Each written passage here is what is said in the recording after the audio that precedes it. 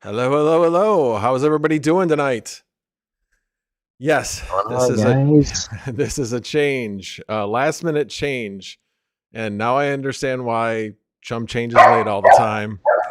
Baldini, the dog, please. You're killing me, Smalls. I'm sorry, man. What's up, everybody? Anyway, we will reveal our, well, you guys probably already know what his icon is on the right, but we'll reveal who our special guest here is in a little bit. But let me do a quick roll call. Crypto Duck, yes, you were first. You were like an hour and a half early. I couldn't believe it. Anyway, Red Llama.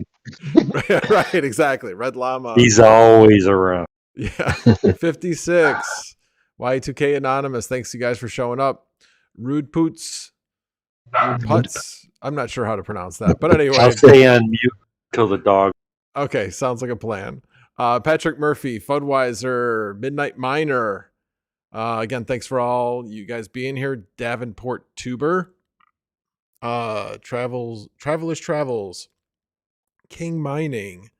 Condibits, D-Miners. Yes, we will show that. Oh, you know what? I don't even have any of my normal mods on here. Rapid Mining, I'm going to make you a mod if you don't mind. Do it. And so that man, even I don't even have a wrench. Come on, Max. I'm working on it, man. You don't even have a comment in here yet. No kidding, man. All right, Baldini, you are now a wrench. Condibits, thank you very much for showing up. TPS Miner, Blue Gnome. I won't bore everybody with Rapid Mining. Great, you're all banned. Please don't. Please don't. I like my subscribers. They're a good bunch of people. Anyway, all righty. Well, be talking about a few things tonight. One of the things I'll be going through is somebody that I know in Discord has a new helium miner. and is having some issues, and I basically going into this blind. I haven't really looked at anything regarding it, but I will take a look at it and see what we can discover, and maybe he's like Chump Change where he's transmitting out of a hole.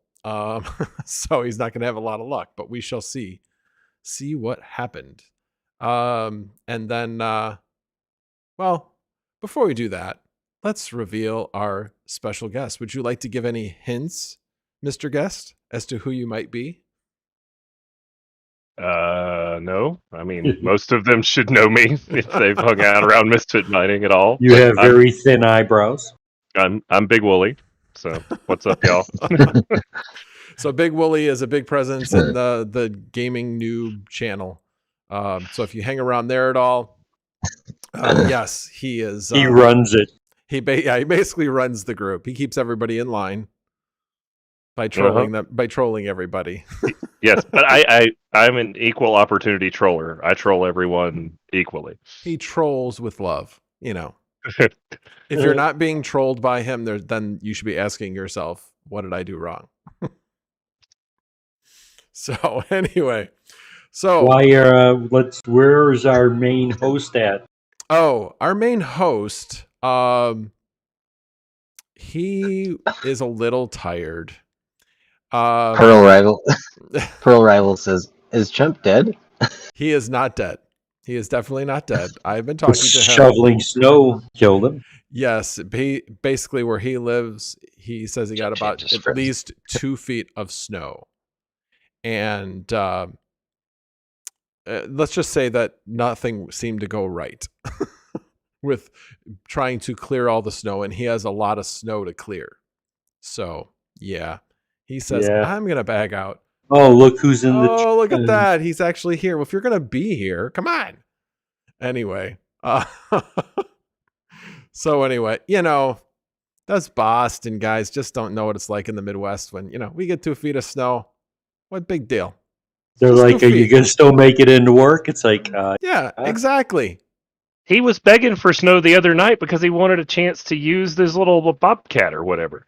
Yeah, but his bobcat, his little thing, doesn't have chains on it. Oh, amateur. So yeah, it sounds like it was kind of worthless because he was spinning his tires and it was wet snow from what he mentioned. He wanted a little, just a little traction. A little snow, I think, not the amount they got. Yeah, little. Yeah. So anyway, that is where he is. He is taking a break for being tired, as well as, I think, a well-deserved family break, where him and the missus can spend some time together. They can go make some snow angels outside. Yeah. Yeah, he made something like that. The snow devil. This is a family channel, but yeah. Snow raccoon cat. Let's just say he did a face plant in the snow, and I'll leave it at that. Nice. Anyway. Are they going to pour plaster in it and make a sculpture out of him? No comment, Baldini. So. Yeah. Anyway, well, one of the things why I was thinking about bringing Big Wooly on tonight was he has a new YouTube channel. Now, while it is completely not mining related, it still could be of interest to some people. So, Big Wooly, would you like to share your news on your channel? I started a YouTube channel I'm starting off with a Minecraft Let's Play. It's going to be mostly Minecraft content. We will probably get around to other series other than just the Let's Play at first. I have lots of ideas on things I would like to make videos about. But so I posted my first episode 1 Let's Play 2 days ago. And enjoying it so far. People are interacting. People are watching my video, which is cool. People have found it through YouTube search. I mean, that's kind of neat. So learning what the backside of analytics looks like is interesting. Yeah. Yeah, I thought the interesting thing that you shared with me, which was you had like 4 people, not very many people watch it, but of the people that watched it, 4 of them watched it in completeness. It was a Yeah. 35-minute video, and they watched it all the way through. Yep. It's still shocking. So even with like we're up to I think like 37 or 38 views on the video, and the average watch time is still over 25%. So it's like 10 minutes average watch time. So very cool. Very cool. So what do you got going on, Baldini, this week? I battled my helium miner all week. It was just it was a bad week, and finally got just left it alone.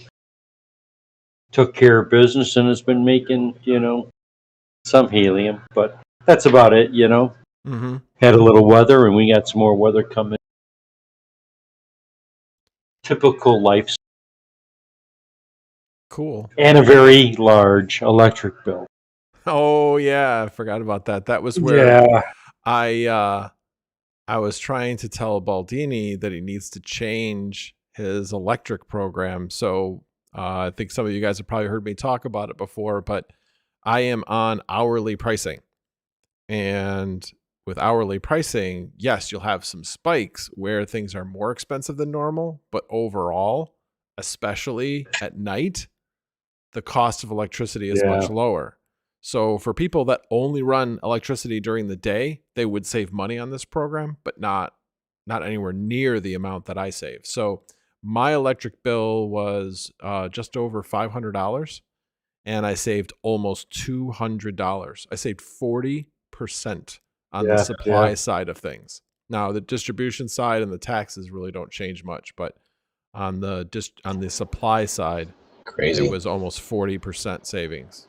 It was amazing. And this month actually will probably be even better, because we've had some times where we've had negative electricity pricing.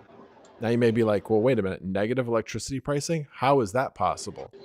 Well, the reason for that is because you have utilities. If they could put out the same amount of power all the time, that would be what they'd want to do. It just makes it easy. The problem is when they have these spikes and lulls, when they have these lulls where there's very little power being requested by people, they have to somehow get rid of the power that they have. And so one of the ways they do this is through people that have this hourly pricing, is they make it worth their while to find some way to use the power. Okay. So it's supply and demand type of thing. Well, if the demand is low, they're going to lower the price because their supply is high, and therefore, by reducing the price. You say they have to get rid of the power. Why do they have to get rid of it? Well, they either have to get rid of the power, in other words, dump it somehow, or store it. But utilities generally don't have a ton of storage other than like the capacitive nature and their network, which has it's not battery per se, but it does store some of the energy. But if they don't have that, you can't just turn nuclear power off. It's coming. It's gotta bring up, slow down, bring up. You gotta make small changes, gradual changes, I should say. So that's the reason. And like I said, I've saved right now. I've been on it for probably about 7 years, I think, and I've saved like $1,700. So yeah, last month was $200 of those $700 or those $1,700. So yeah, wow. Recently it's been a lot bigger, but I've also have a lot more power that I'm using in the last few months. So anyway, Baldini, get on it, because Nemesis is on it. Nefarious Technology is on it as well. I went to the website and I actually saw, I was looking at it where it said, program and everything. So my plans are to get on it. So cool. Yeah, I think it'll help out a lot. So what's going on with you, Teaspoon? Well, as you can see, I've got the mic working, which is awesome. No clamp over the hanging over the desk mic. this week, You which is still awesome. have the freezing going on though, by the way. Yeah, no, I noticed that. Thank you, Pearl Rival, for pointing that out. But I'm liking the quality of the wireless mic. It's nice. I've got to tweak it a little bit. I'm actually going to bring it. I don't know what the output volume is for you guys, but I think I'm going to bring it down from 200% because it doesn't have to be 200% anymore. It definitely Anyway. takes out some of that bass, that sweet bass in the teaspoon. Yeah, no, I know. That's It's- very that's- white. That's Yep.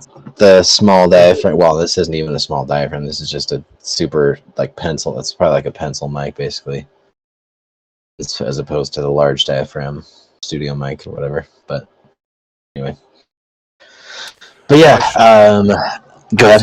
I'm sorry I missed it. 56. Thank you for the $5 super chat. Much appreciated. And I see that you had one more ramen noodle than who was the other person that did? You did 3 initially. And I mean, Y2K Anonymous. Yeah. So I see that you made sure you did 5 ramen noodles this time. Anyway. Nice. So yes, I saw that. So if you guys have a question for us, if you can at me in the chat, that would be appreciated, or at any of us in the chat, because we're all watching it. So yeah, I saw that Rudputs, or however you pronounce your name. Rudputs. Solar power, man, free power. Yeah, I actually do have solar power. And actually, believe it or not, January was a pretty good month for January. It was like, I'm at like 350 megawatts, 350 kilowatt hours. Yeah, that'd be great if I had that much. No, 350 kilowatt hours. So it makes a dent, a very small dent. I'm at about 5 megawatts per month, megawatt hours per month. So yeah, it makes a little bit of a dent. In the summer, it gets close to 1 megawatt per month. So, but anyway, it does definitely help. I have a small part of my roof that I can use, so I couldn't put the actual size I could have put on my roof. I didn't have enough roof space in order to take advantage of the total size that I. Is there any maintenance you have to do to those things? Funny you mentioned that. This week, I got an email from the installer basically saying, oh yeah, by the way, 3G is going away, and that's how we communicate with your solar system. And because you have solar renewal energy credits, the only way that they can keep track of those is through a connection to your inverter. So I either have to get a replacement cellular module to put in the inverter, which I'm kind of annoyed with, because they're like, well, you're going to have an installer come out. I'm like, no, just let me buy the damn thing. I don't want to have somebody come out here and do it. I can do it myself. And or run an Ethernet cable from my router to the outside, or somehow have some type of Wi-Fi extender. But it does not. What gets me is the inverter actually can communicate with your phone via Wi-Fi to set it up, but it won't communicate with the data. It's the dumbest thing. Huh, that's odd. They don't want their communication dependent on your internet. They want it independent of it. That's why. Well, in other countries like Australia, they do allow it via Wi-Fi, and now they do allow it via Wi-Fi, but only via like Zigbee. You have to have some type of Zigbee connection to your router. So yeah, so I got to kind of figure that out, and I love this part. So they send the email out. Okay, if you're in any type of marketing or customer service, when you send out a blast email, what is the written rule on how you send it out? Blind copy everybody. Yeah, they didn't. They didn't blind copy. So I said, you know what? I'm going to be that guy. I'm going to respond to everybody, just so that somebody will say, you're not supposed to. You should have sent it out blind copy to everybody. And somebody did. It was like the 3rd or 4th person that responded was like, you should have blind copied everybody. I'm like, cool. I wasn't that guy. I was just the guy that irritated everybody. But anyway. Sometimes you're good for that. Sometimes, you like to jab a little bit. Exactly. Well, I got one of those. I took the lead from Wooly. I was trying to troll him, Yeah. Right. Yeah, I got one of those like a week ago or something like that in my Teaspoon Miner email, and it was like, we are such and such in the business, this and that, and advertising them. And then someone did a reply and they're like, yeah, I'm not interested. Take me off of your stupid list. And I'm like, don't feed the fire by doing reply all. Like, boy. Yeah. So anyway, but they have not responded to anybody's email because everybody was responding. I didn't get that because they basically were saying that everybody should have gotten an email from the manufacturer saying that these are your options. And they, along with many others, are pushing this one company that says they will come out and replace or install a new Wi-Fi, new RF module in your router. It only costs you $400 to do. I'm like, are you kidding me? Only That's ridiculous. So anyway, I'm trying to debate whether or not I'm just going to try to run an Ethernet cable outside. How long is the run? Not very. I mean, we're talking, I don't know, 20 feet. Oh, come on. You can do that.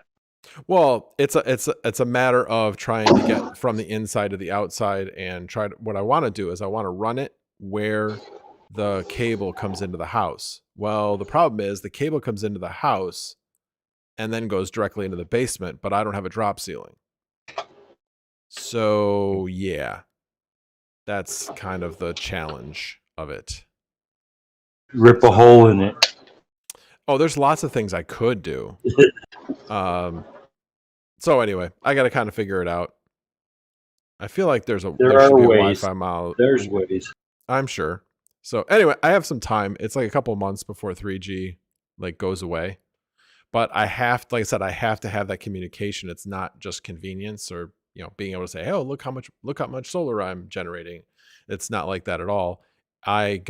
When they paid in Illinois, the way it worked was if you have a system of, I think, less than 10 kilowatts, maybe it was less than 20, they would actually pay you the 15 years worth of SRECs up front. And so it helped obviously lessen the cost of the entire system. So yeah, I've been paid that, but then if my system doesn't generate that, then I have to pay it back. Ooh. So yeah. So I have to have that communication. Otherwise, they're going to come back and say, yeah, there's no proof that you were generating this. Therefore, we need the money back. So anyway. So you're stuck between a rock and a hard place. Either change out the inverter or run an Ethernet cable. Not change out the whole inverter. That's just adding a module to the inverter is $400. Okay. So yeah, I either have to run the Ethernet or the module because it's a lot cheaper to do that anyway. So the inverter's outside though? I thought those were normally in the house. So in Illinois, there's a lot of different ways you can install solar. You can install it so that it is connected directly to your box, your circuit breaker box, or you can hook it up directly what they call line side, meaning that it's outside and it's hooked in place at your meter. And that's the way mine is hooked up.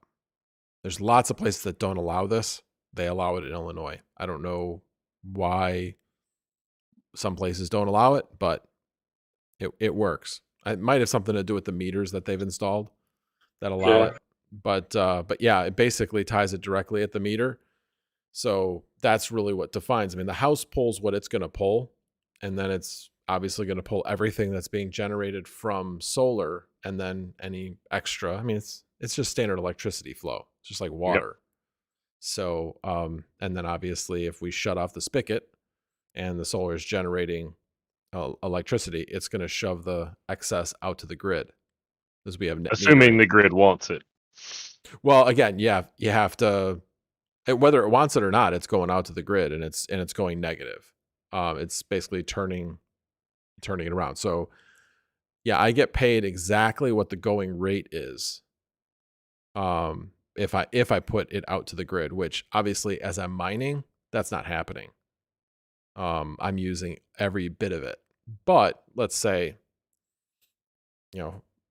mining gets unprofitable, like crazy unprofitable, and I shut off all my rigs. Yeah, then in the summer, I'll be shoving excess electricity to the grid, and then I get a credit on my electric bill. So if you have a negative bill one month, it rolls over to the next month and the next month and the next month. And eventually it would even itself out, because in the winter you're not generating as much and you're going to be using more electricity in the winter than you're actually generating. So, but if you have excess at the end of April, the part of this net metering program is it gets zeroed out at the end of April. So Pearl Rival in the comments wants to know if anyone's selling GPUs yet. And as far as I've seen, the only GPUs that are coming up for sale pretty much anywhere is everybody's getting rid of their old inefficient cards. So if they've got the 10 series, the stuff you're going to be able to buy, Polaris cards, those are starting to come onto the market in larger quantities, but still at the inflated prices. I mean, they're still pulling way more than most people would want to pay for them. As far as anybody getting rid of current gen stuff, debating. I'll be honest. Yeah. I have heard that some people are selling full rigs at crazy prices to see what they can get. Yeah. So there's a bit of that going on, but we're just at the very initial stages. I still think a lot of people are in denial. Well, denial is probably a strong way of saying it, but a lot of people are in disbelief that it's actually happening because of Ethereum's track record. You have to kind of understand the history of Ethereum. The person that was in charge of the All Core Devs group was like pro proof of work. So I'm not saying that he held all the progress up, but he was much more interested in improving the proof of work mechanism and everything that went along with that than he was in proof of stake. When they made the change and Timbico was in place, he has been working very hard. And, once he came on, it was a very short time after that where they said, we're just going to do the merge instead of doing what they were calling ETH 2.0 at that point. So they had taken a smaller subset of making it go proof of stake and said, we're just going to concentrate on changing the actual mechanism of validation. And so that's what that merge became. And they figured once they could get that done, then they could focus on all the other things that they wanted to do. But before, it was just such a big, big mountain to climb that just seemed to be getting taller and taller and taller as they found newer and newer things that needed to be done. So anyway. So what do you got going on this week, Big Wooly, besides your YouTube channel? This week, for me, mining is just like part of a hobby, but the usual. Come play some disc golf, on Tuesday, and in the snow. I skipped this past week because it was actively like really snowing on Tuesday. But you must have really cold feet. No, I just wear waterproof shoes, man. Come on, that's where it's at. You have gear for it. We don't stop playing just because it snows a little. But yeah, other than that, I got in a couple 1070s, got those all cleaned up and mining already. So, yep, just going to be a lot more of the same for me. Cool. So, yeah, they always say you can dress for the cold, but you can't dress for the warm. Mm-hmm.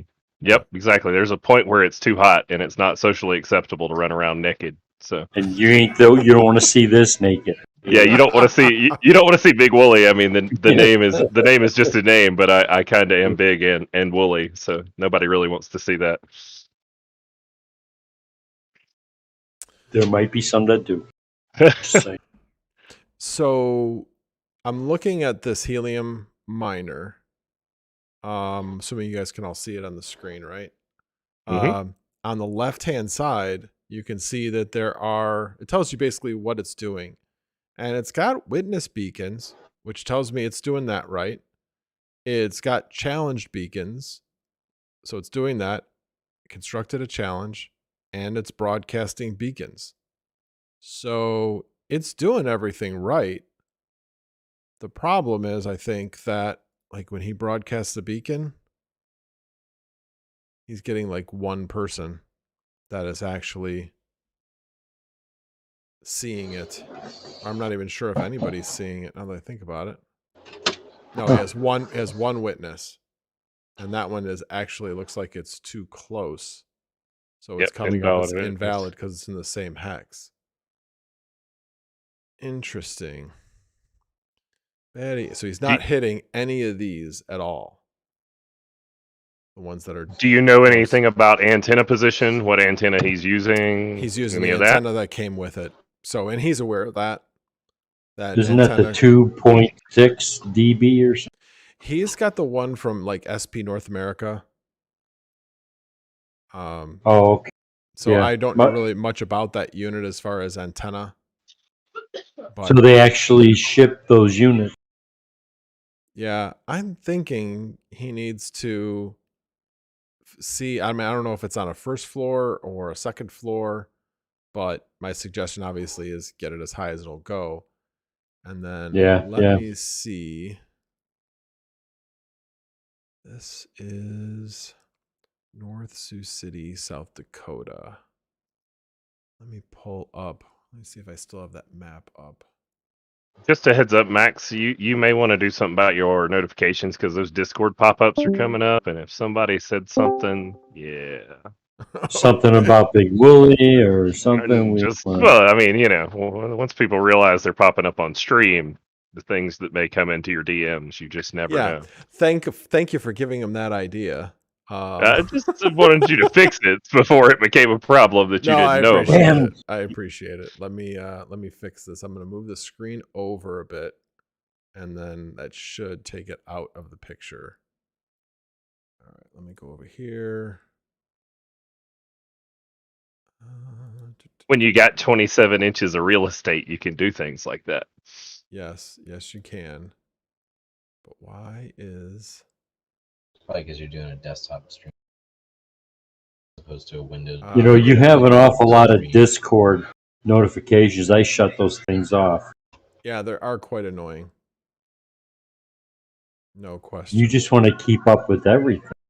Sorry to make you mess with your scene midstream, but also Teaspoon needs a wrench. I need a wrench. Wrenches. Fine. Gosh, you guys are so needy. All right. Oh, man. A wrench.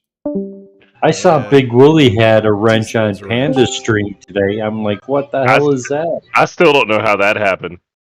I was in there, and next thing I know, he's like talking about me on stream and says I'm giving him a wrench. Oh, who is this? Who do you say? Red Panda? Red Panda, yeah. I've had a wrench on his channel for like a month now, and everybody keeps saying, "Why does Wooly have a wrench?"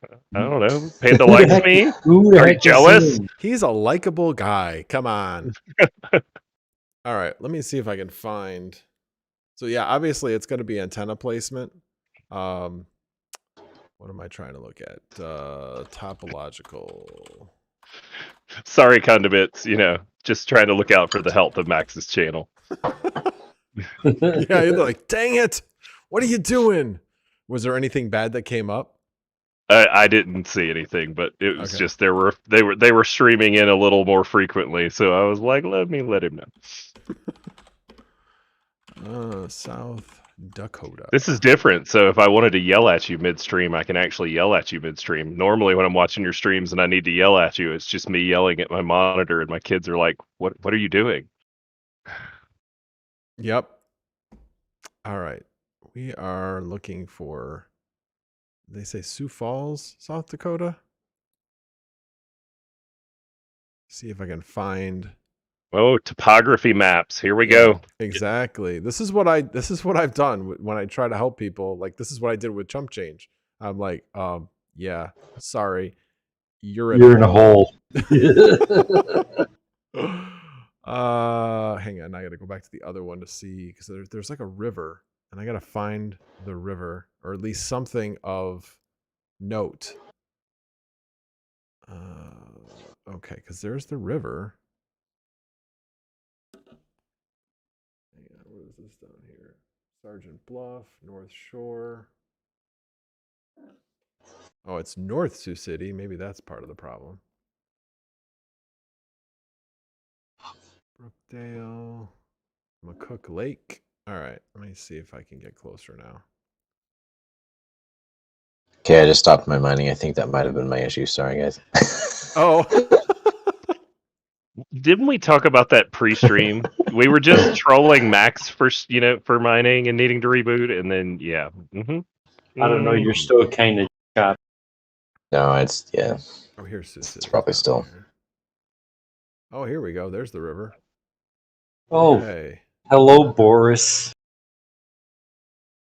Welcome, Boris. Boris. Boris is in the chat.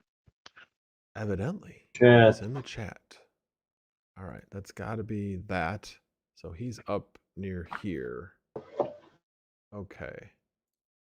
I think. Yeah. That is a right here. funky shaped reservoir there. This one right here, McCook Lake. Yeah. Yeah, whatever that is. Too. Huh. You see a problem? Considering he's like at the lowest elevation possible, and he's got Stone State Park. I'm guessing those are mountains, or He's at bedrock up there. He's 100 meters below the mountains to the south, but the ones he's trying to hit are the same elevation as his hotspot. Those closer ones down there, yeah, they're right down there.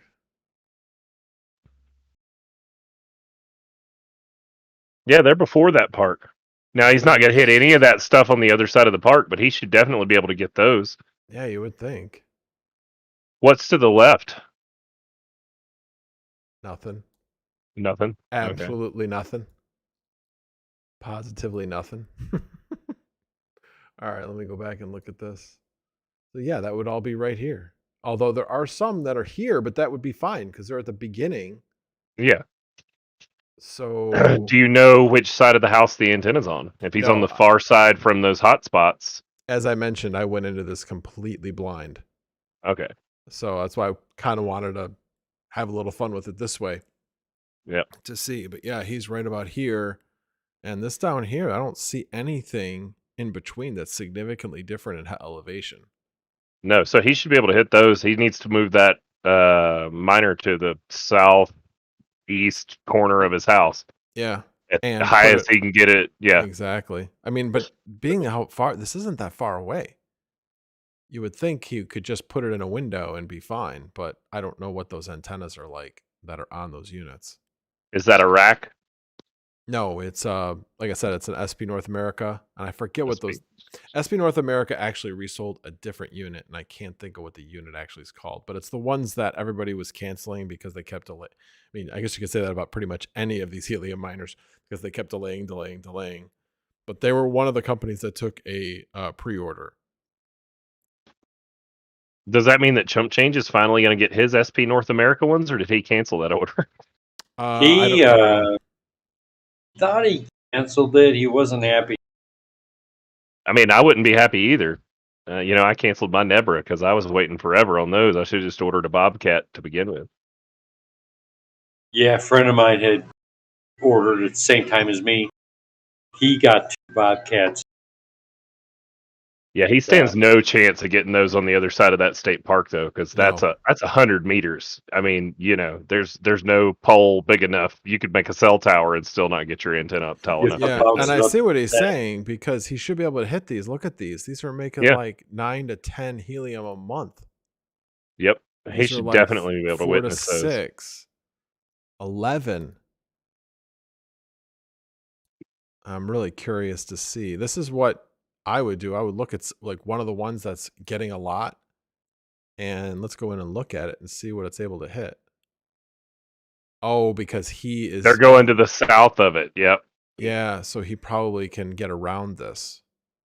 Let me check this one out though, because that one's right next to it. I mean, that should be even worse. Oh, but look at that. He's got nothing to the east because he's right up against it. You're not getting past that at all. You get no diffraction or anything over those hills. One thing I really wish Helium could figure out a way to do is rather than having antennas be input by the user, like have that antenna, the antenna strength do some kind of calculation so you can tell what kind of antenna these miners are actually using. Right? Yeah, that would be nice. But yeah, they're not doing that at all. And it's kind of difficult. Unless you're going to go around and take like signal of the whole area to see like what the signals look like. Yeah. It'd be really hard to do that. How many are in his hex? Are there 2 in that hex? No, that was what was weird. They said somebody in the same hex, but there's oh no, there are. I guess there are. It's weird. Oh, because he's new, so the Explorer hasn't caught up to say there's 2 in here. Oh, dude. But look at that. The other one in his hex. Oh, it only started 2 weeks ago. So they're both brand new. Yeah. What about the other one in his hex? What is the other one in his hex hitting? Same thing. It's only hitting this. The one just to the right. So it's doing the same exact thing. But I will say, here's the other part. Look at their transmit scale. Now, I haven't gone in as I haven't logged into it, but hang on. Should be able to go here. And let me get into his. And we'll also take a look at this because he could probably place his unit just into the next hex and improve his transmit scale.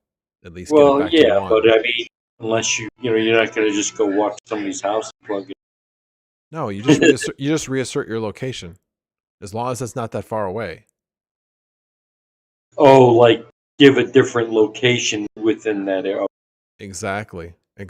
So here, let's click. Well, first of all, let's I mean, get back to the other one. They could probably just walk 10 steps in their house and it would let them assert any of the hexes on the other side if that is really what the problem is. I moved mine 2 feet and it screwed me up for a week. Well, I mean, he's not going to be losing out on much. He's not making anything at this point. So if he has to reassert, I was up to $14 a day. He could literally, here, check this out.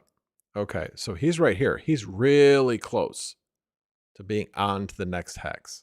He could easily reassert. It'd probably only be 100 meters. Let's take a look. So if we edit placement, now this isn't actually editing his placement, so don't worry about that. Max, real quick, what tool is that you're using? This is Hotspotty.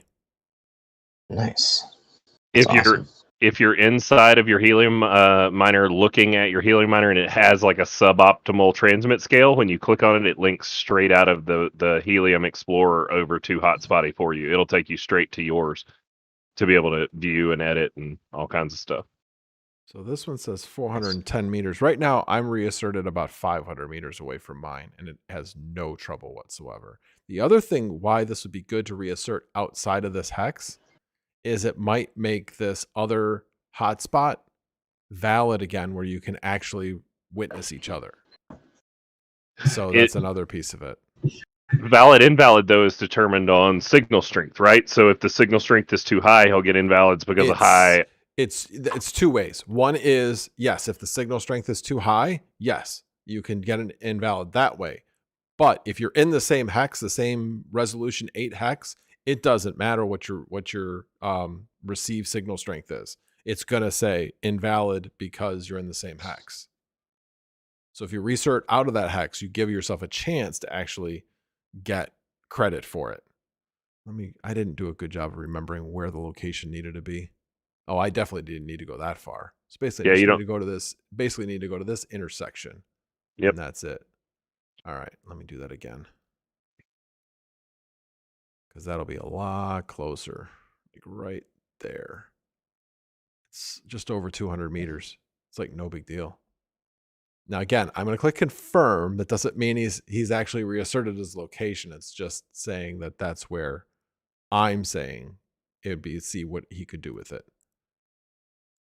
And then by doing that, he gets to one transmit. He gets to a 1 transmit scale. So Now this is interesting to me because you were saying in my location, here in metropolitan Denver or whatever, because I share that hex with Denver, there's nothing I could do.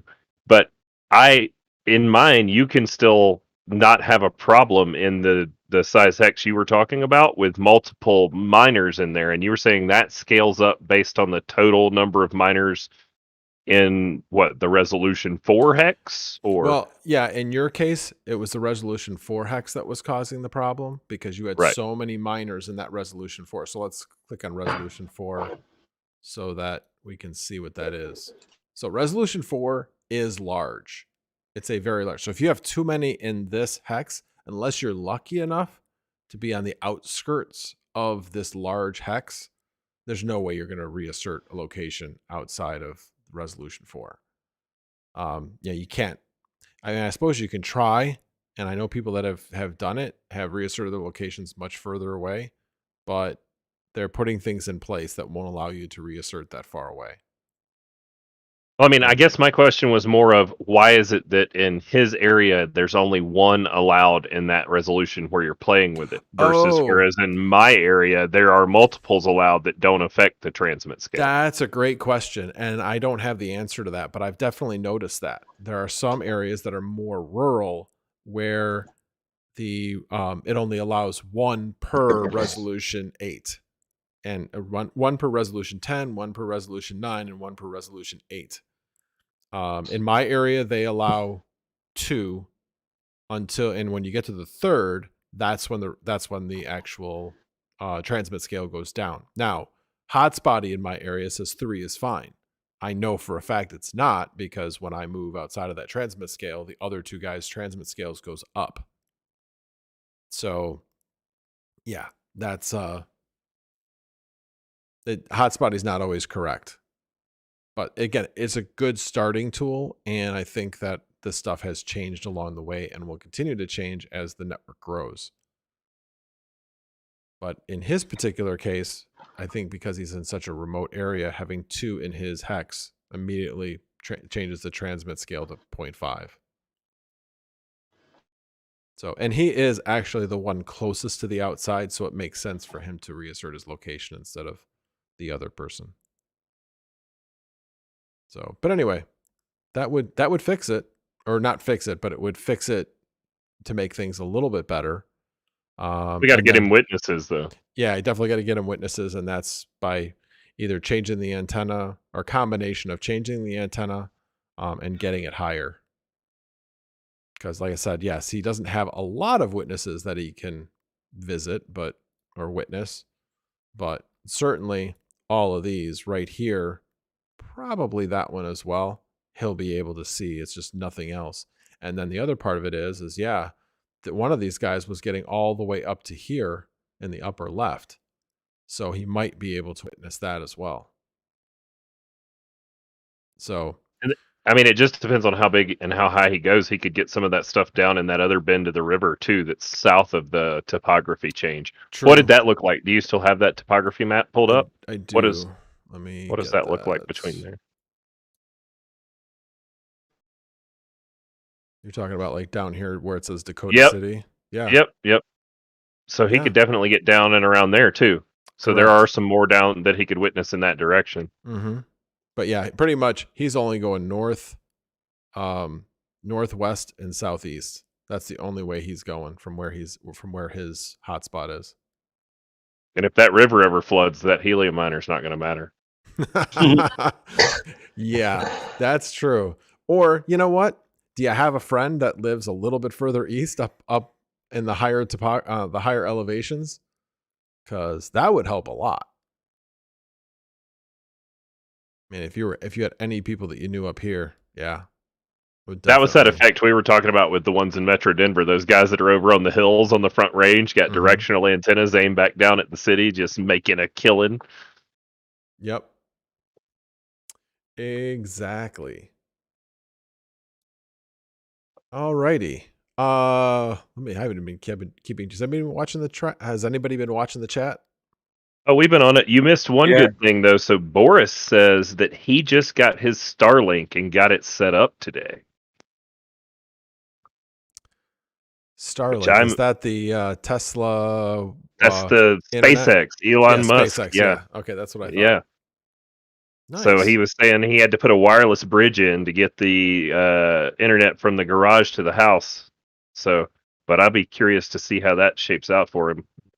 Yeah, I've heard the latency's still higher than obviously landline, but it's Linus Tech Tips did a test of it. I think if I remember correctly, the latency was like 200 to 300 milliseconds, which is pretty darn good for a satellite-based system. So, yeah, it'd be interesting. Certainly a lot better than the old satellite systems that were just ridiculous. Most people couldn't afford to get them. Well, and even if you got them, they were essentially useless. I mean, dial-up. They were like dial-up speed. Oh, wow. Yeah, it's bad. It's bad. My sister had that for a while, and she was trying to work from home, and it was just bad, really bad. Oh, yeah. Robert Conlow just brought this up, and I was going to ask you about it earlier, but I've been talking just as much as you tonight, so which is not unusual for those of you that hang out with us and know how that goes. But the difference between witness and witnesses and witnessed, it changed, and my number has gone from I was getting 50 or 60, and now I'm down to like 25. Yeah, it definitely changed.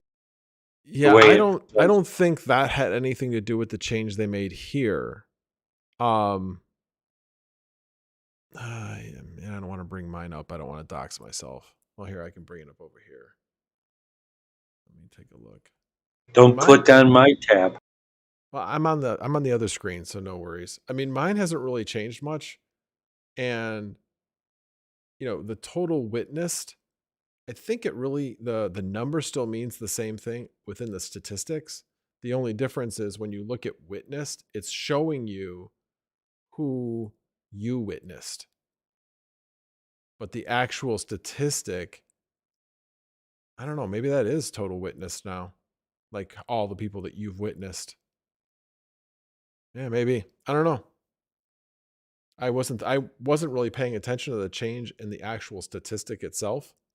I was more paying attention to the actual tab that says witnessed, where you can actually look at all of the hotspots that you've witnessed, as opposed to having to drill into the actual each one to see which one it was. So I think that was a pretty decent change. I mean, it shows you what everybody's transmit scale is, which is I think beneficial. So yeah, in my area, most of them are like 0.63, which is what I'm at. I'm at 1.0. Yes, I know. My nephew just got one of these minted ones. Oh, really? And yeah, it's been up for 5 days. It's synced. Mm-hmm. And he's probably not even a 10-minute drive from my house, and I can see him on the map now because he gave me his stuff. But I mean, I'm going all around where he's at, so hopefully it'll make the connection. It'll be cool. Yeah, that'd be cool. But he's only getting where he's at 0.71. So really? Yeah. Oh, you know what? Is he in the same hex with somebody else? Yes, he is. Oh, that would be why.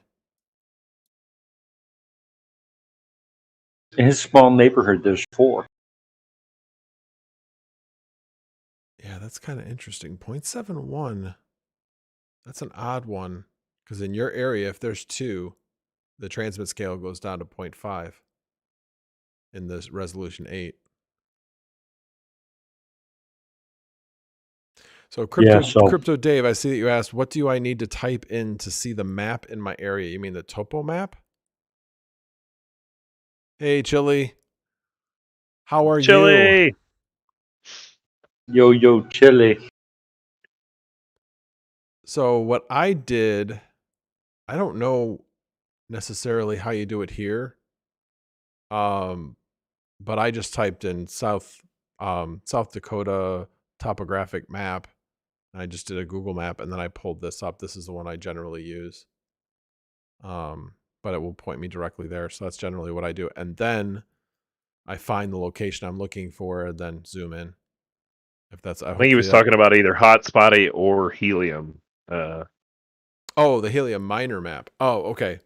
Yeah, what I'll do is in that particular case, I'm actually pulling up a specific helium miner and looking at that, and then I basically, you can That's move the Explorer. you can move the map around once you've done that. One other thing that we've kind of learned, especially with Baldini, so there were a lot of talks on the back end before Baldini ended up with the helium miner he has. Looking at it on the map, it almost looked like Baldini wasn't going to be able to make anything. Like there wasn't anything close enough that Baldini was going to be making money. And then lo and behold, Baldini was insistent that he wanted one. And when they got it set up, Baldini's been bringing it in. Yep.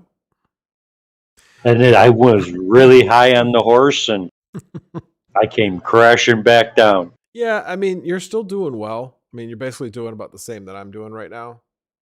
There's obviously been a lot of miners that have been added, which affects things as well. Yeah. So, yeah, the network's kind of figuring itself out. It's one of the frustrating things about the Helium network is it seems like the wild, wild west. But yeah, that's crypto for you. There can be mistakes that happen along the way. We know that, especially in smaller projects.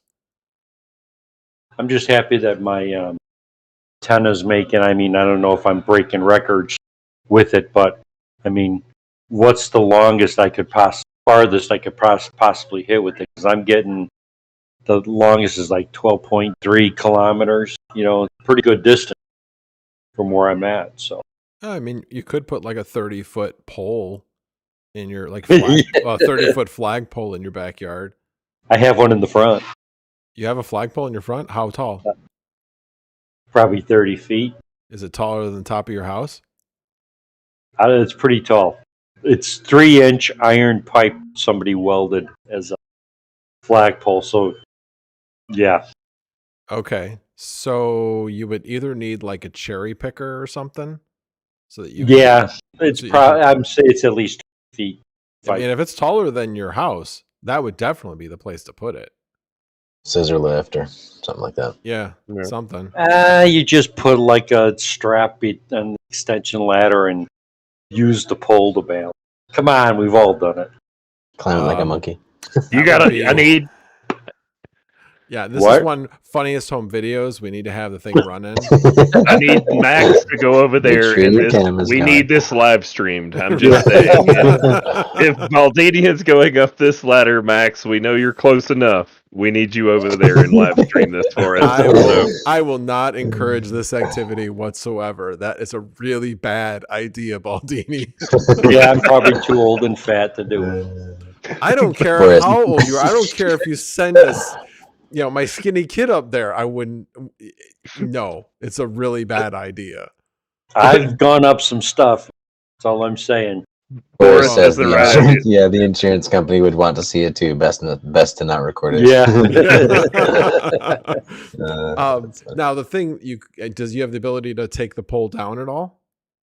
I was looking at it, and I don't know how they mounted it in, but yeah, it's not coming down.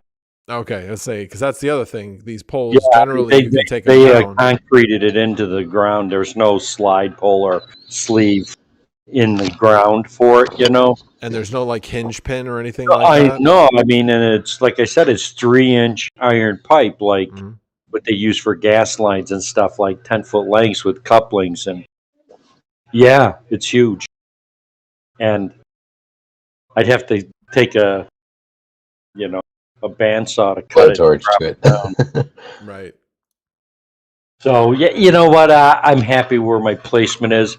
I had almost 20 witnesses within my first 6 weeks. It's been bouncing up and down. Like I said, I had problems switching to the landline, or not LAN, to my wired network. I just wanted a better signal. Every time it just was screwing it up. So I finally decided Wi-Fi was going to be it.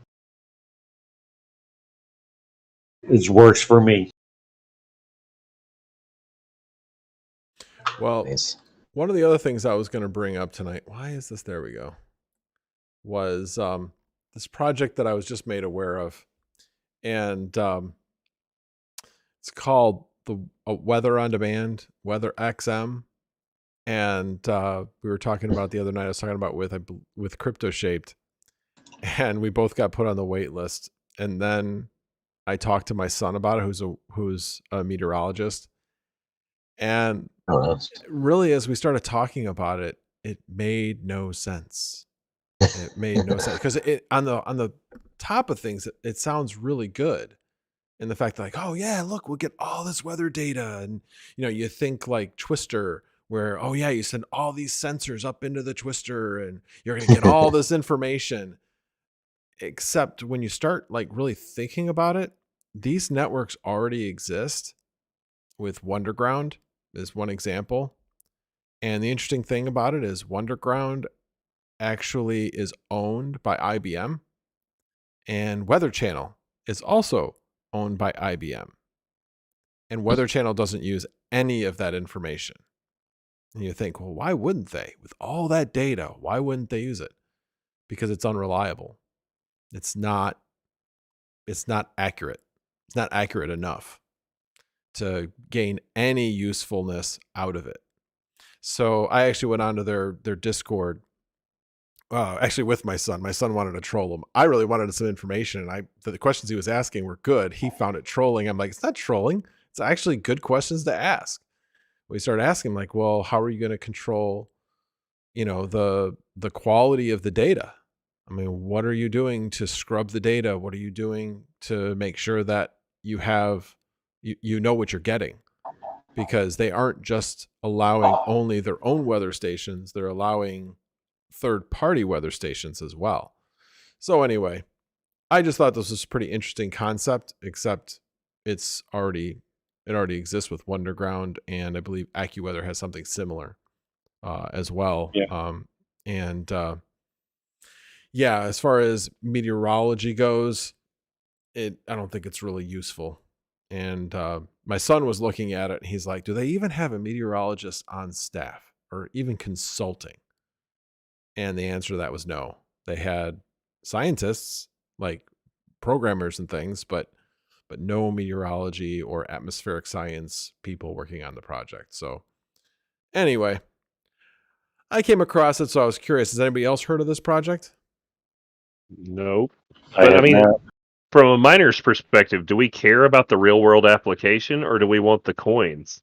I mean, yeah, well, the thing is, if there's not a real world application, at one point, I think it is going to come to roost. Now, the other real interesting thing about this is it doesn't even have a white paper yet.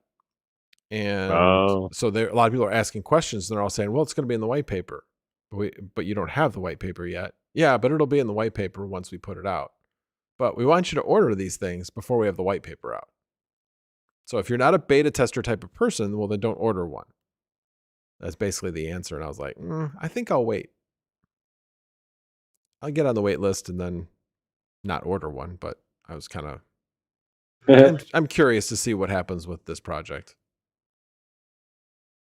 And I like use cases for crypto. I like the idea of helium. With the fact that it actually does something, and the actual crypto is to pay for the useful feature that each miner brings to the network. And I see this as basically being that type of thing, but the problem is what is the usefulness of it? Yeah, exactly. I mean, you can just look on any platform and get your weather and move on. Yeah, but it's a matter of, again, how accurate things are. I mean, they are bringing things to get more and more accurate forecasts and such. But yeah, most of that is being done through computational power. For sure. Around here, it's about a 50-50 chance, so. Well, it depends on the amount of time. But yeah, I could go on and on about meteorology and forecasts. Yes, you have that in your blood. Yes, I do. So I guess we'll stop that conversation there before I completely go on and on about that. We'll have to text your wife. Would you stop him? Right, exactly. I haven't actually seen my daughter in here at all. I don't know if she showed up tonight or not. Atomic Star. I Anybody have seen not. Atomic? I have not seen her in the chat. I do see that Fancy Pants is saying hello. So Well, Who's hello, Fancy Fancy Pants. Fancy Pants is my kid, my 13-year-old. Oh, I didn't know. Oh, here, before your dad tells you, get to bed. Is Fancy Pants the one that did all the work on your YouTube channel? Yeah, Fancy Pants. It was all the work on the channel. He did the editing. Yes, that's for sure. Yes. Wow. Nice work. Nice work. Him around. Yeah, I mean, hey, he wants to own this laptop he's using to edit, so we're making him earn it. Nice. Oh wow, that is aren't there child labor laws? No, he's doing it they're doing it of their own free accord. So, it's just more of like teaching them about money and economics and work ethic and all that stuff.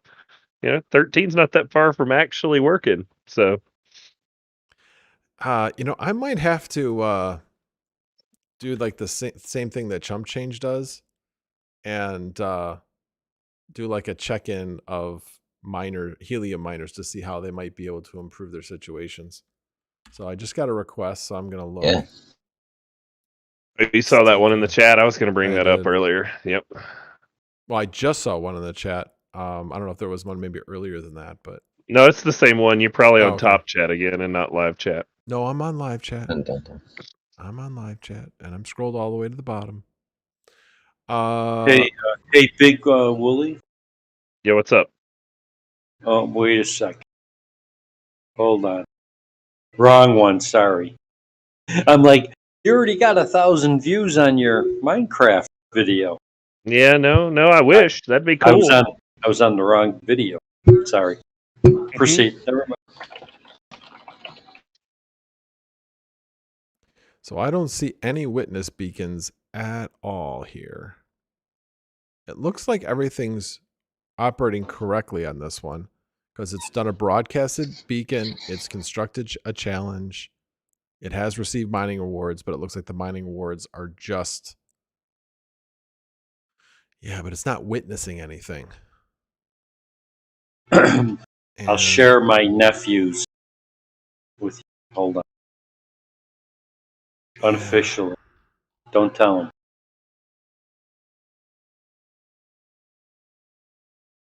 That's 2.49 on 30 days, and that one's active. I'm just Where are they witnessing, though? Where are the neighbors witnessing? I hadn't checked that right now. I'm just kind of going through them real quick just to see. 0.51. That one's active. That one's active. That one's active. And let me go back to this one. So nobody's really making a lot of money in this area. Yeah, let me do this. While you're poking around, one interesting thing I have seen on my helium miner is multiple times in the last few weeks, my helium miner has actually transmitted data. Which is the idea of the whole network. For like the first month, I didn't transmit any data, and then in the last couple of weeks, I've seen quite a bit go through. Although apparently, it's really cheap to send your data on the Helium network because the rewards from the sending your data are nowhere near the rewards from beacons and witnessing and all Which of that. I don't get. The function is to send the data. Why is the data so cheap? I guess they want it cheap to get adoption up, and the idea is cheap data with widespread adoption yields higher rewards. So yeah, mine 3 hours ago I transferred packets. 10 hours ago I transferred packets. 16 hours ago I transferred packets. 22 hours ago I transferred packets. And so I'm basically doing it about 4 times a day. So yeah, it's definitely that is way up. I would maybe get a data transfer once every couple days before, but now it's like literally 3 or 4 times a day. So, all right. So this one, I think this is really, it looks like it's coming down to antenna location. Let's see here. I mean, obviously the signal's going to travel through a wood frame house versus a concrete or a mason. To a certain extent. Right. I mean,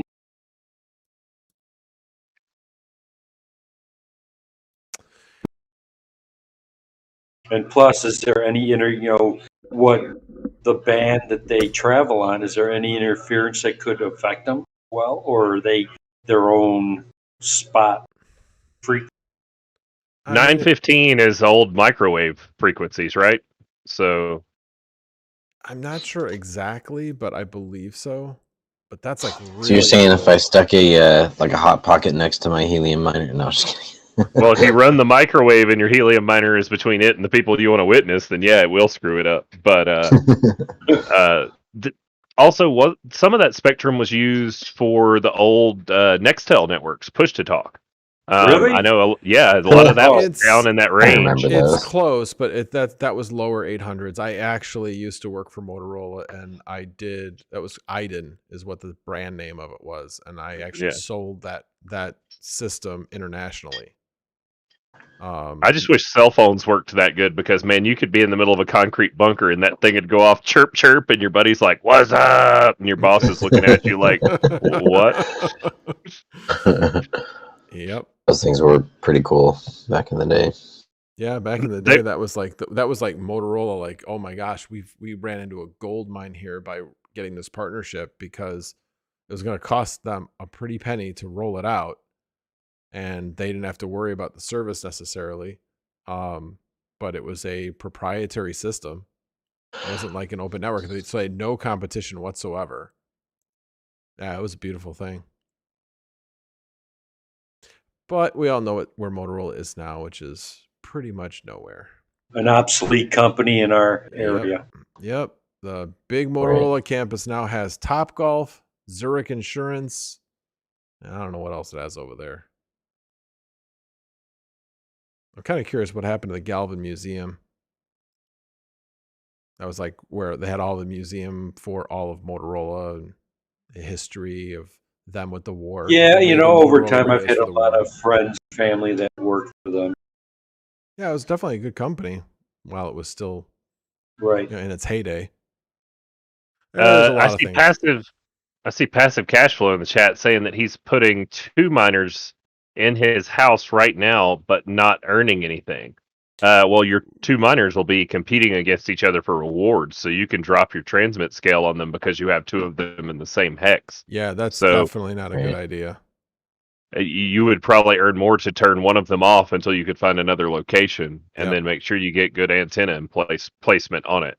The other thing is, if you're on an island by yourself, you're not going to witness anything, and the bulk of your mining rewards will come from witnessing those other hotspots. So your goal should be get one of them where it's seeing other miners, and then look for a location for the second one. Send the other one to Exactly. me. I'll find the location. Oh, I already have 2 I mean, locations. I yeah. need 2 miners is what I need. Hey, no buying and selling in the live streams. I'm not. No. I'm trying to get into whenever MNTD decides they're going to drop. I want to try to get hopefully 2 more. My in-laws, and well, actually all my in-laws. My mother and father-in-law is one place that it looks really good, and then even better is my sister-in-law. Holy cow!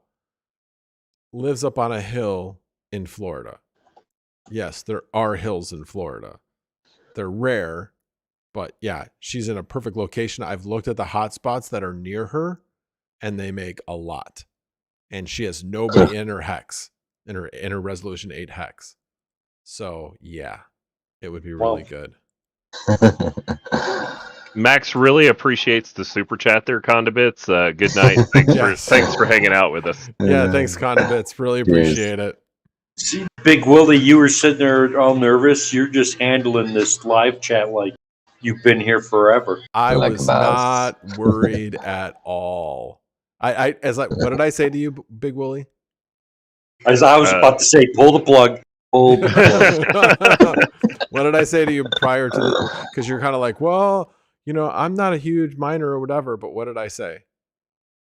Something about I've never had a hard time finding something to talk about, I think, or Yeah, I something. said you've never been at a loss for words. So Yep. yeah, I said you'll do just fine. I'm not worried at all. Anyway, alrighty, this one. This one's a little puzzling actually, because these four up here are not really seem to be communicating with either of these two down here. And it doesn't look like there would be a hill in the way. I mean, It seems like they're like 50 miles away from anybody. Says he's using stock antenna, but it's a Bobcat. Is that stock antenna in a window? Because this Anchor Caddy is in the chat. So where is your stock antenna? Because it has that short little cable. You should be getting something off of it. Yeah, I mean, the key is definitely do not stick these in the middle of your house. They need to be next to a window, preferably a second floor window. That would be the best place to put it. But yeah, and obviously if you have a way of getting it outside, then get it outside as well. What I want to know is if you could convert the old antennas that we used to use for our 5 TV channels we used to get into, I mean, could you convert that, or is it just not feasible? It's not intended to receive the same spectrum. However, if your parents or the house you're in has one, if they have the pole where the antenna was mounted, use the pole and put your helium miner antenna on top of that pole for sure. And on top of that, if you still have that thing connected, that means there's a cable connected, and you can use that to fish the new cable for. Yep. So electrical tape that new cable to the back end of the old one and pull it right on through. Just make sure the whole thing enough. Well, yeah. But Baldini, if you do end up running it that way, you got to know that you're not going to get any sort of warranty on that old TV antenna because you're not using it for its antenna purpose. Sorry, I had to. Hey, well, thanks for the super chat, D-Print. I really appreciate it. You guys would be just fine without me, but I appreciate the thought. I like to think I bring value to the community, but yeah, the community as a whole is what makes it what it is. I've said it a million times. This community is awesome. We were having a conversation actually with DJ Mines, and he was talking about the community of gaming YouTubers, which is very competitive. And he says, this is completely different. It's like all the YouTubers work together. We talk to each other. We're like helping each other out. He's like, it's a completely different world than many, many other YouTube communities. Yep. So, and that goes along not just with the YouTube community, but with everybody in the community. Everybody wants to help. I don't know. I kind of go back to when I used to drive for Uber, did that on the side for a few years. Good times. It was good times. And anyway, I shared with you my April Fool's article, didn't I, Teaspoon? I don't know. I'd have to look back. Oh, okay. You would know if I did. Anyway, that's a whole other story. Okay. But anyway, I used to write for a website called The Rideshare Guy.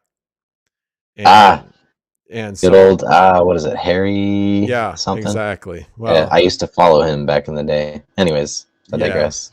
Yes, I'll leave it at that. Anyway, let's just say we had a bit of a falling out. Let's just leave it at that. And but anyway, I wrote an April Fool's article. I believe it was 2015, maybe something like that. But anyway.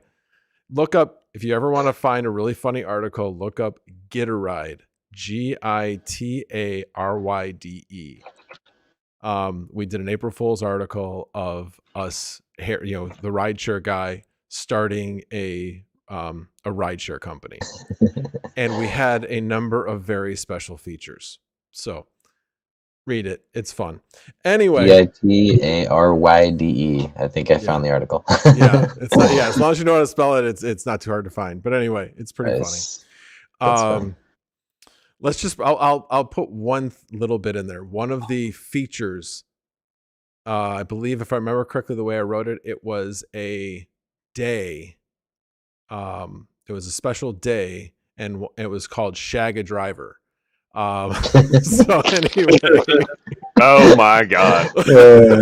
so anyway, that was way down on the list. And the first part of the list, it makes it sound believable, but then obviously towards the end, you realize it's a joke. But anyway, so the reason why I brought that up, article. That's fine. the reason why I brought it up was because I always found that when I went out and drove for Uber, it would always put my faith back in humanity, because 99% of well over 99% of the people that you drove were either quiet and polite or fun to be around. So it was very rare to get a bad ride. And I always said, yeah, your most rememberable rides that you give are always the worst ones, but they always made great content. So it was always something I could write about. Yeah, So, that's funny. anyway, but anyway, my point in all that was, yes, this community also puts my faith back in humanity. So definitely appreciate it. I know we all have different views on a lot of different things in this world, but when it comes to mining, and we come together regardless of what all our views are on different topics and subjects and politics and religion and all those kinds of things. It just doesn't matter when you come here. So definitely appreciate it. Yeah. That's why I like this community. Yep. Good stuff.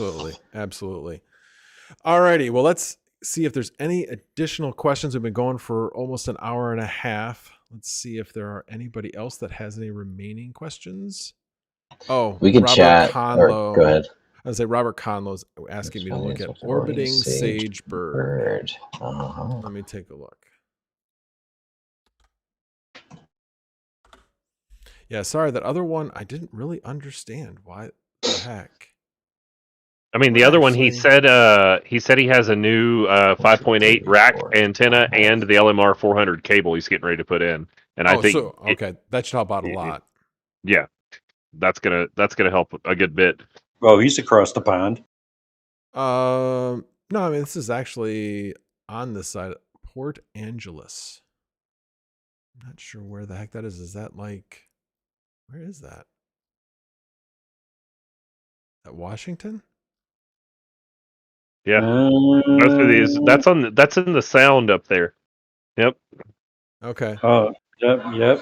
That actually looks like it's doing pretty well. The other thing you don't have control over is what some of these other miners are doing and how they're set up.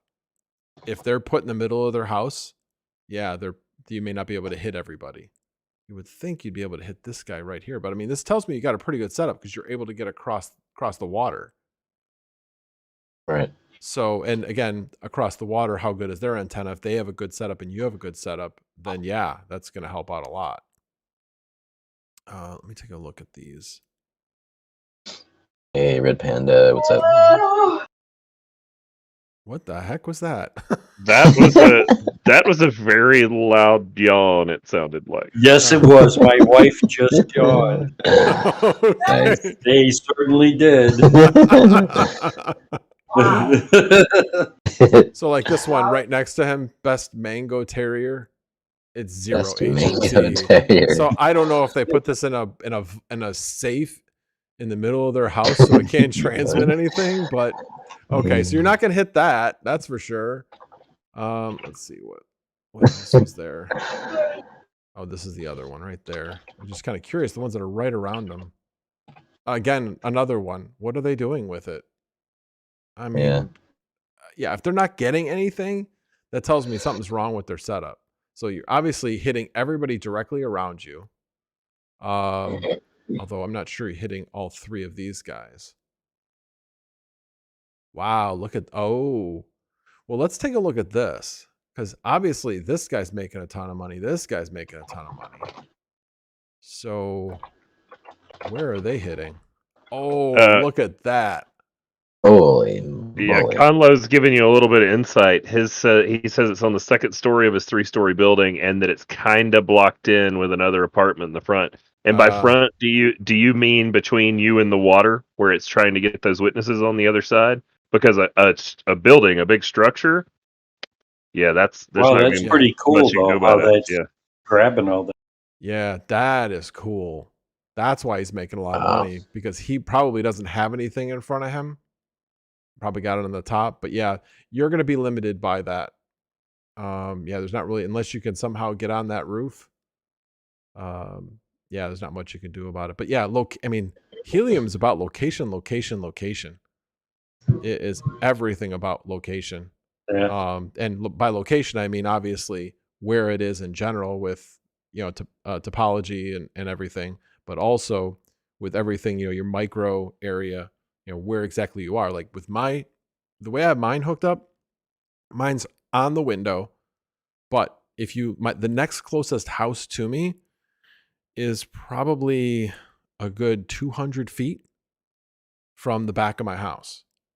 So there's really not much getting in the way except for the big tree we've got in the backyard. That's it. So there's just a lot of open space, because then once if you have that, then you have the ability to get some sort of diffraction. It's about angle of signal. So if your angle of signal, think about it, if you have two buildings that are much further away, or if they're really, really close. Well, this angle to get over this is going to be very steep. If it's further away, it's not going to be as steep. It's going to go more over, and then has the ability to diffract over it and not lose as much signal that way.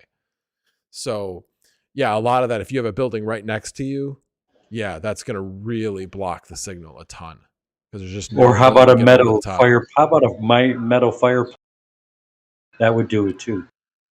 Well, your antenna's the actual antenna is over the top of it though, right? It's maybe 6 inch. I didn't know if you need to have the whole profile. You pointing. need to have like at least from the middle up, you would want to have it over the top. I mean, technically you'd want to have as much as possible over the top. So yeah, that could be affecting your signal a bit. Well, I'm not touching it ever again.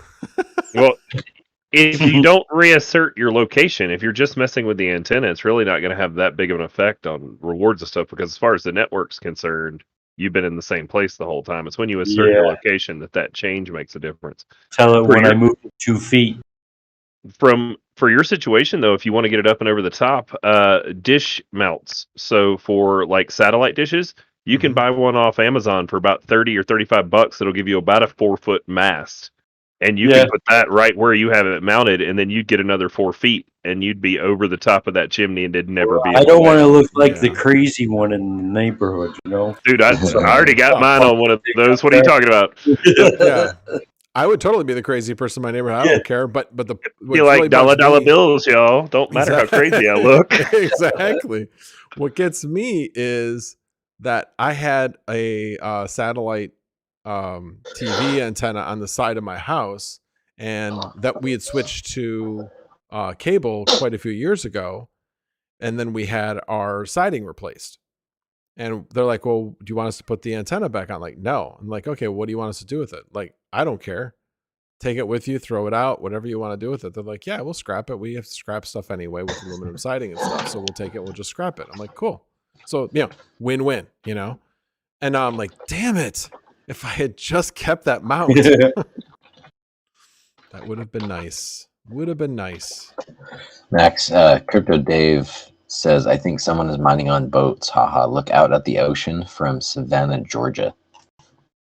Savannah, Georgia will allow me to put... It does, okay. That's interesting. Let's take a look. That's my old stomping grounds. Nice. I thought I saw your picture on the post office wall. Yeah, man. Yeah, I was really wanted out there. Oh, look at them rivers. I do miss the rivers, but the mountains were a fair trade. Oh my lord. What the heck? Oh my gosh. Nuts. That is crazy. I gotta click on one of these and see. Where's it at? That's off so the coast funny. of Savannah, Georgia. This is exactly, well, this one says 0. So it's interesting actually, because 1.0 2 in 1. transmitter. Really? Why would you have 2 in 1 hex out here? You got plenty of room. They're on the same ship. Oh, fire up your engine and drift a few feet away. Oh my gosh. Now I think they've that's done funny. something about this, because if you so far I've clicked on 3, none of them have any That's rewards. funny. There's 4. None of them have any rewards yet. 0. 0. I didn't even think about looking around. Go look down in the southern islands. Nassau. Georgetown. That's interesting. Wow. Nuts. None of those are The ones in making the anything. ocean. No, they're Right, not. Chris Bagnall. Chris So what Bagnall is- says the ones in the ocean, for the most part, are not asserted locations. San Juan, Oh, okay. Puerto Makes Rico. sense. Hey, Chris, good to see you here. Thank you. By the way, those people that don't know Chris Bagnall, he has his own channel. At least I think this is the guy. Nice. Yeah, please say yes if this is the guy I'm thinking of. He does done a bunch of content on helium mining. Definitely helped me out. So definitely appreciate your channel. So again, Chris, please confirm. And I am going to put a link to his channel. Give me a second. It's funny, there's Chris Bagnall and there's Chris Bagnall with an ALL. Let me do this. Talk amongst yourselves. Bagnall says helium miner. No, I'm just looking around down in the southern yeah. Yeah, islands. I found it. All right, let me put a link. I've got his link if you want. Oh yeah, if I you can can drop post it. it, that'd be great. Thanks. Yeah. So yeah, he's got a lot of great content. It's funny because I didn't know if he had any tie-in to like us, meaning the YouTubers that we all know and love. And then he did a joint stream with DJ Mines, and I was like, oh, so he does know some of the same people. So anyway, but yeah, go check him out. He has done some content on similar networks to Helium. So if you want to try to find the next Helium network type thing, check him out. I haven't really done too much with that yet, but it definitely, I found some of this stuff interesting. I just haven't had any time to really do any more research on those projects, or for that matter, any money to do with those projects. I did finally get over 2 gigahash this week. I installed my one GPU that I got on Wednesday and switched my GPU and my mining regular PC from Flux back to Ethereum, and then looked at it for like a day and said, wow, okay, I'm at 2.03 gigahash. Enough of that. Let me put my 3070 back to Flux. So anyway, definitely. Hey, DJ Mines is here. I was about to say you spoke him into existence. I guess I did. Yeah. Are you Who home? let that guy in here? Are you home, DJ? I know you're coming home shortly. If you're not home yet, or are you just on your way home? I think he had a might video be that said he home. was back. Oh, he did? Yeah, I was Okay. gonna say he. Yep. I've been a little busy today, so I actually had to do a work lunch thing, which was fun. It was more fun than I thought it was going to be, honestly. So, but had some other things. I actually picked up a fan and a 14 gauge extension cord because I'm redoing my mining rigs downstairs, and so I just needed a few other supplies. I want to have 2 fans blowing vertically in the actual shelves, in the wire shelves. So I wanted a second fan because it's a 4-foot wide. So I put 2 20-inch fans in there. Only thing I noticed with the first fan is it jiggles the shelves. So I'm going to have to figure out a way to mute that vibration. Jiggly fans need loving too. Jiggling for justice.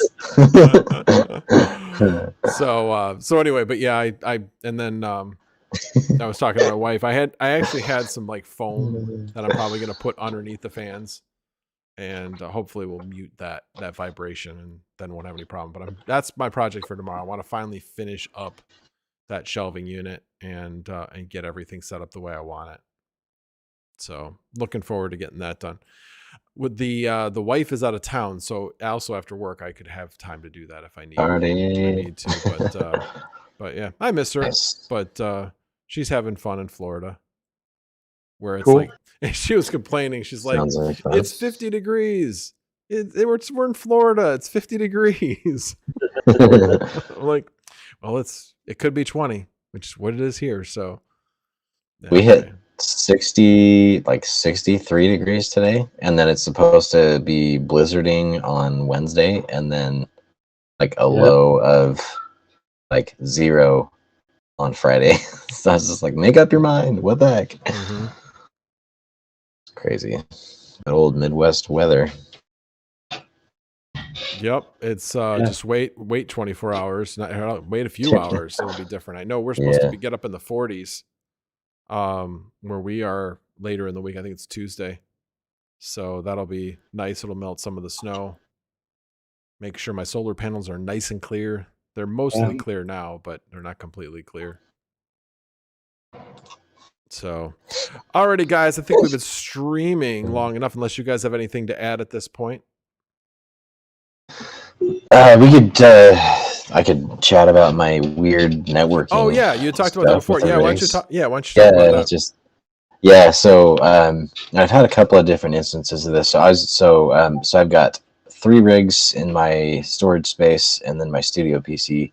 I'm not currently running on the studio PC at the moment, but so I think it was in the last. I think it was like 3 days ago, something like that. We had the internet go down at like 2 a.m. So I brought down the rigs, and then around 6 a.m. ish, I think it came back, and 2 of my rigs were still down. So, and I found it was actually the studio PC and then one of the rigs in the storage space. And I've had this happen in the past where when one of the rigs in the storage space would go down, the other 2 would go down with it. And then when I would go and I would power cycle one of the rigs that was down, the other rig would come back up instantaneously. Like literally, I flipped the power off on one of the rigs that was down, and the other would instantly spin up its fans, and it would show up in Hive as mining with an untouched uptime, like nothing ever happened. And this time, just in the last couple of days, the studio PC was still on, but it was just connectivity was down. So I opened up a command prompt, ipconfig/release, ipconfig/renew. The connection comes back. I fire up the batch script, and then as I walk back into the storage space, my other rig had already come back up, and the uptime was untouched. So I know that it's not the rigs themselves. It has to do with my networking. So I don't know if it's the switch like backfeeding or something. But this particular instance was even more of a question mark, because the studio PC is no longer fed via network cable from that same switch. So it's just so weird. I don't know if it's like a weird like backfeed or what. Anyways, that is strange. Super weird. You should totally do a collab with one of the folks in our chat. I hear that Red Panda guy is like a network guy, and he loves that stuff. Yeah, no, I should. I think you had that until the last statement. But I hear he's got some available time now, because yeah, I just have to pay for it. Right. There you go. Hey, if you both make content out of it, you don't have to pay for it. I'm just saying. No, it's true. It's true. Well, what does your networking setup look like? Like, how do you have it distributed? So I've got I've got my rigs and everything in the basement. I've got the modem, router, gateway, whatever, from Cox in a secondary bedroom in the basement, and then I have the networking in the storage space fed from the modem via a power line adapter. I know it's not ideal, but it is what it is. So modem from the wall, power line to via Ethernet to a power line adapter to the switch, and then from the switch alternate ports to the 3 rigs. And then I've got the studio PC fed now via a wireless extender with an Ethernet port on it. And yeah, that's how it's running.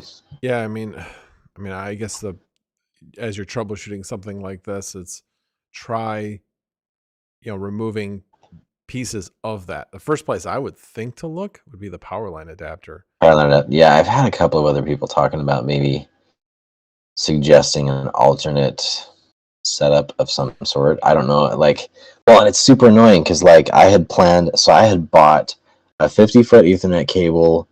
I had bought a Keystone jack and a wall plate because we finished the basement when we moved here. Mm-hmm. And my plan was to run the Ethernet cable through the walls and then have a jack put into that spare bedroom in the basement. And then the contractors that finished our basement just finished the basement and they just did it. And I was like, okay, well, never mind.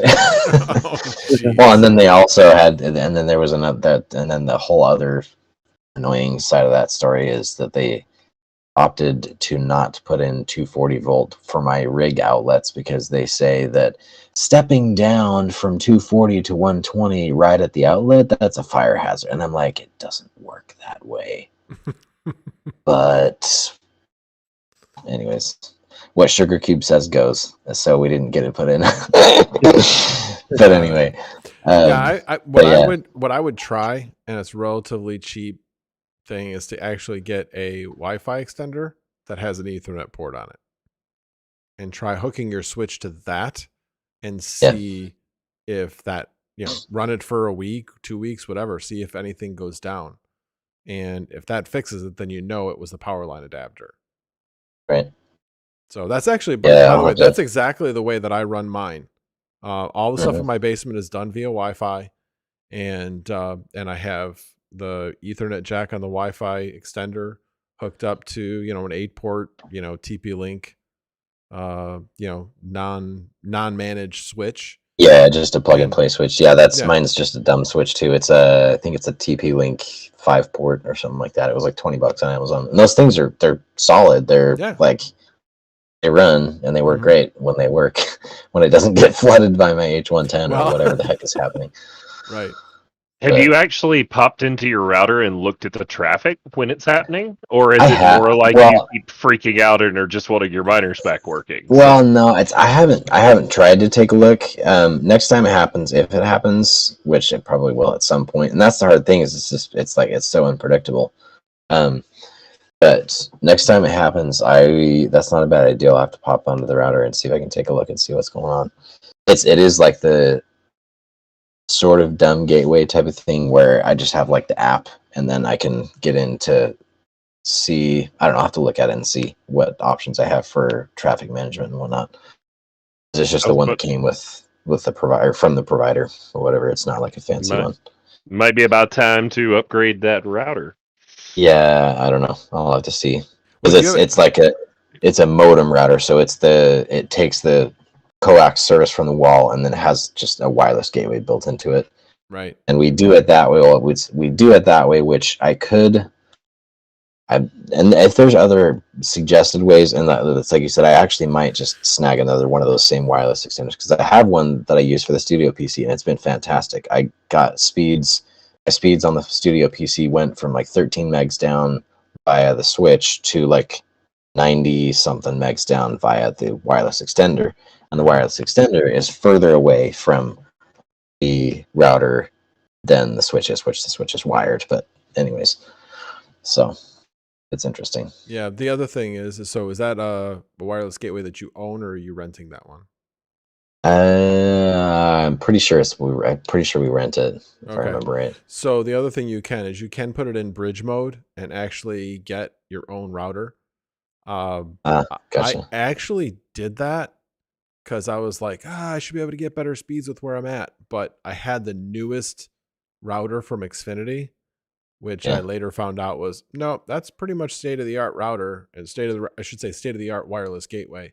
Yeah. And Baldini had asked me, do you have the white one from Comcast? And I'm like, yeah, I got the white one because of all the problems I had over the past year with my service. It's been the best one I've had. Yeah, I have to admit, it's really a good one. So I actually is it the router. Oh, I guess that's Comcast, not Cox. Yeah. So. I'd have to look. I forget who actually makes it. I don't know. Yeah, I know there's like I can't remember the names. Aris. But anyways, Aris is one of them. Aris is garbage. I want the Motorola. The one that I've got is like the weird, like funky trapezoidal style one where it's like funky and kind of like on an angle or whatever. Yeah. Cranky Canadian says, determine the IP addresses of the miners in the closet. When they go down, try pinging the address from your main computer. Address from ISP or supplied by the lowest bidder. Yeah, that makes sense. Yeah. Golden Wolf, my H110 was broadcast storming my new setup. Doesn't let it happen to take the switches down. Interesting. Well, and I think Chump Change was having a similar issue because I know he and Rondi were troubleshooting it back when Chump Change had the garage and was having the networking issues. And he and Rondi had collaborated, and Rondi sent him like a new networking switch or whatever, and he tried switching that out. And anyway, stuff like that. Yep. He ended up putting that thing on it so he could reboot the switch remotely. Right, the Shelly or whatever, Mm-hmm. right? The other thing you could try is, I don't know if you have cable. If you have the same modem that we do, the one that's like the Comcast one, they have the ability. I can't think what the name of it is, but they have the ability to do internet over your coax. Yeah, that's the Mocha Ethernet adapters or whatever. Yep, exactly. Yeah, we were talking about those the other day. I think it was last week. It would make for great content because there aren't no, people that's that true. use that. Yeah, that's true. Maybe I don't know. Maybe I'll try that. I have to figure out the best location and whatnot. Yeah, and you got to know how to turn it on. You have to know how to turn it on. Hope that my dog hasn't chewed through the cable on the outside of my house, which she actually did chew one of the cables on the outside of my house. I think it's feeding a jack that we're not using upstairs, but still, I'm just like, oh my gosh. Anyway. Before you turn it on too, you're going to have to get Comcast to come out and put the filter for it on the outside of the house, or your cable provider, because if you don't, it broadcasts that back out into the plant, and then they're going to come out and they're going to put a heavy duty filter on your house, and you're going to be like, why does my internet suck? And it's because you were sending stuff out and wrecking the neighborhood. Well, here's the other thing. If you might already have a splitter that is Mocha capable. I did. Now they took it out when they were trying to troubleshoot everything in my house, which didn't have anything to do with anything in my house, which is what I kept telling them, but that's a whole other story. But yeah, they took it out, and I was fine with that because I did never plan on doing it. So anyway, but yeah, that is some really strange networking. That's for sure. Yeah, it's weird. I need to do a brain dump on the symptoms that I've been having and make a strategy for troubleshooting and or just tackling it to get it working better. And I've got some other things in the works too. I want to reorganize Hagrid into either a different frame or whatever and get some other stuff going, and thought about doing a test bench build at some point to have just an easy access rig that I could have close by for benchmarking and performance tests and all that good stuff. So anyway. So wait a minute. I need to catch up on the chat here. Does Red Panda have chickens? What? In his Minecraft house. Oh, okay. And I definitely didn't put them there. I definitely did not take a shulker box full of eggs and spam them inside of his house. So he did not bolt the door shut. Yeah, no, I didn't have anything to do with that. And somehow Yankee, who doesn't even play Minecraft, put pigs in his house. So I don't know how that happened either. So. Hey, Red Panda, do you want to come back to playing StarCraft instead of playing Minecraft? He's going to have a lot of time, isn't he? Yeah. He's got less time now than he did when he was working. That's what happens. Yeah. Everybody thinks you have a ton of time, and now all of a sudden you got a long honeydew list and a long list of everything that you want to do. I'm sure that he has. Why did you bring up Minecraft? I wasn't the one who brought up Minecraft. I was bringing up chickens. I thought maybe you actually had chickens. So anyway, yes, StarCraft, please. Okay. He's opening up a chicken stand. He's going to have fried chicken. In our town, we can actually have chickens. And my wife's been talking. Yeah, my wife's been talking about maybe wanting to get some, and I'm like, Hey, up here by us, it's the eggs. Yeah, I mean that's what you'd be doing it for, and I'm like, yeah, right, but I eggs, mean, but we don't eat people eggs up here much. sell them. I don't know how many chickens they have to, sell their eggs. Yeah, I'm pretty sure they Yeah, don't allow roosters up here. we thought about getting chickens at some point. I think my neighbor has some actually. One of them actually showed up in our yard just after they, like, I think it was like the first week or two that they had moved in. My Sugar Cube and I were off on a anniversary thing or like a just getaway or whatever, and her mother sends us a text message and she's like, "There's a chicken in our backyard," and I'm like, "What?" I was like, "Where in the heck did that come from?" Anyway. And then you figured out that it came from your next door neighbor. And then I was like, she's like, "Actually, it's the neighbors." Up here, there's been a bison on the loose for like 2 months. Really?